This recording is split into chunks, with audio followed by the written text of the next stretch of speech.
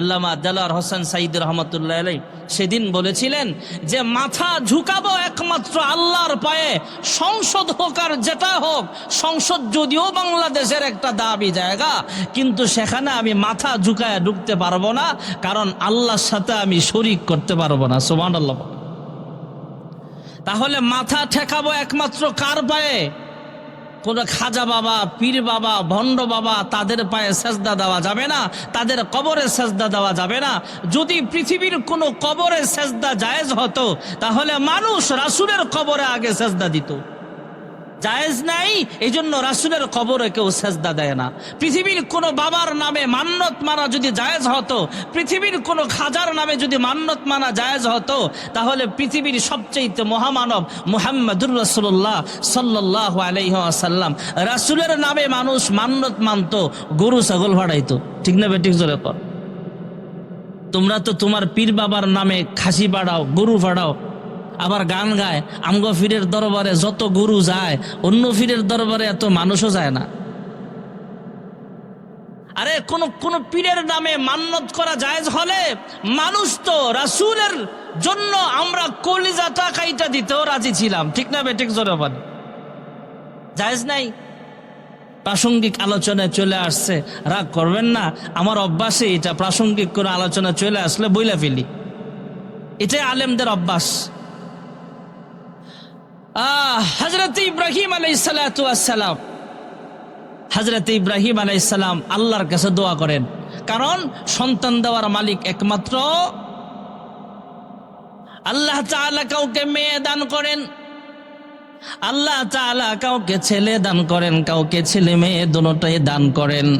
তবে আল্লাহর কাছে সব সময় দোয়া করা, রব্বি হাবলি মিনাস সালিহিন, আয় আল্লাহ আপনি আমাকে নেককার সন্তান দান করেন। এই জন্য দেখবেন আমরা উলামায়ে কেরাম দোয়ার মধ্যে মাঝে মাঝে বলি, আয় আল্লাহ আমাদের প্রত্যেকটি সন্তান, আমরা যারা হাত বাড়াইলাম, আমাদের যাদের ছেলে মেয়ে আছে, আমাদের প্রত্যেকটি ছেলে মেয়েকে দিনদার পরহেজগার বানায়া দেন। জোরে কোন আমিন। দোয়ার মধ্যে আরো বলি আমরা, আয় আল্লাহ আমাদের যাদের সন্তান আছে প্রত্যেকটি সন্তানকে কোরআনী শিক্ষায় শিক্ষিত হয়ে, সুশিক্ষায় শিক্ষিত হয়ে পিতা মাতা ও সমাজের খেদমত করার তৌফিক দান করেন। আমিন জোরে কর। এই দোয়াটা আমরা করি তো, আমরা ইনফিরাদি আমলে যখন করি দোয়া তখনও বলি, ইজতিমাই দোয়া যখন করি তখন আমরা সময় পাইলে এই দোয়াটা করি, আল্লাহ আমাকে আমার সন্তানগুলো নেককার বানান। এই দোয়াটা শিক্ষা দিয়েছেন আমাদের জাতির পিতা ইব্রাহিম আলাইহিস সালাম। জোরে কোন সুবহানাল্লাহ। হযরত ইব্রাহিম আলাইহিস সালামকে আল্লাহ রাব্বুল আলামিন সুসংবাদ জানাইলেন, ফাবাশশারনাহু বিগুলামিন হালিম। সুবহানাল্লাহ। আল্লাহ তাআলা নেককার সন্তানের সুসংবাদ জানায় দিছে। সুবহানাল্লাহ জোরে কর। তবে সন্তানটা মা সারার গর্ভে না হইয়া দ্বিতীয় স্ত্রী মা হাজরার গর্ভে আল্লাহ দিছে। সুবহানাল্লাহ জোরে। আমরা আমাদের সমাজে যারা একাধিক বিয়ে করে ওরা জানে দুই বউর যন্ত্রণাও আছে। দুই বউ, তিন বউ, চারি বউ যেমন মজা আছে, কিছু সাজাও আছে, আজরা নাই। কয় না নিম পাতা অনেক তিতা, খড় খাইতে অনেক তিতা, এর চাইতে বেশি তিতা 203-এর ঘর। 203-এর ঘর এর চেয়ে আরো বেশি তিতা। নিম কিসের তিতা? নিম পাতা আর কিসের তিতা? খড় খাইতে আর কিসের তিতা? 203-এর ঘর এর চাইতে আরো বেশি তিতা। এমন হতেই পারে। তো হযরত ইব্রাহিম আলাইহিস সালাম যদিও নবী, মা সারা তো আর নবী না, মা হাজরা তো আর নবী না। এখন দুজন একটু স্বাভাবিক, 203-এর যা হয় একটু একটু দ্বিমুখী থাকবেই। এটা রাসূলের পত্নীগণের ভিতরেও অনেক সময় ছিল। রাসূল আকরাম সাল্লাল্লাহু আলাইহি ওয়াসাল্লাম একদিন বিভিন্ন ঘটনা এমন হয়ে যেত, মা আয়েশা, এরপরে আরো যারা বিবিগণ ছিল, আমাদের আম্মাজানরা ছিল, এদের ভিতরে মাঝে মাঝে ঝগড়া হইতো, পাতিলা নিয়া, এটা নিয়া, সেটা নিয়ে মাঝে মাঝে ছোটখাটো ঘটনা হইতো। হাদিস শরীফে আছে রাসূল আকরাম সাল্লাল্লাহু আলাইহি ওয়াসাল্লামের পারিবারিক জীবনের কখনো আলোচনা হলে সেখানে আপনারা শুনতে পাবেন ইনশাআল্লাহ। তো রাসূলের স্ত্রীগণের ভিতরে এগুলো হইতো মাঝে মাঝে ছোটখাটো বিষয়, আমাদের মতো না। আমরা তো ঝগড়া শুরু হইলে 14 গোষ্ঠী লয়ে ঝগড়া শুরু করে, ফিটাফিটি করে, মারামারি করে, এমন না, হালকা পাতলা কিছু হইতো।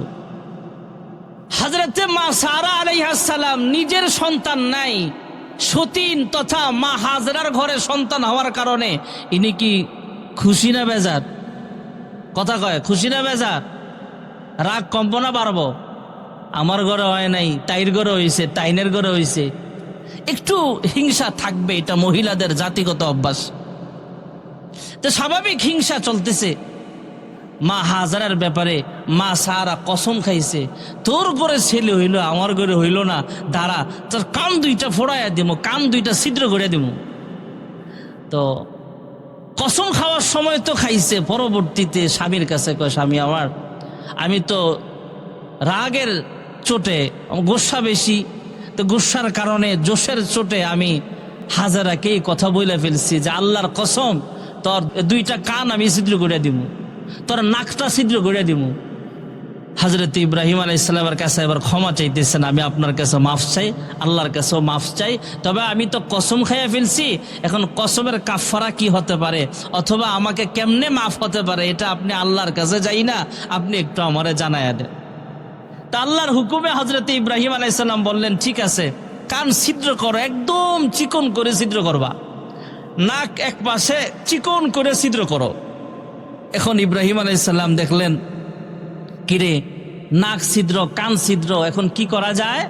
এক কাজ করো সারা, চিকন রিং বানায়া, চিকন আপনার লোহার হোক, রূপার হোক, স্বর্ণের হোক, তখন তো রূপা শূন্য এগুলোও ছিল, স্বর্ণ রূপা তো তখনও ছিল, তুমি তারে গয়নার মতো বানায়া, তখন সর্বপ্রথম পৃথিবীতে নাকফুল এবং কানের জিনিস এগুলো বিধানো হয় মা হাজারাকে। সুবহানাল্লাহ।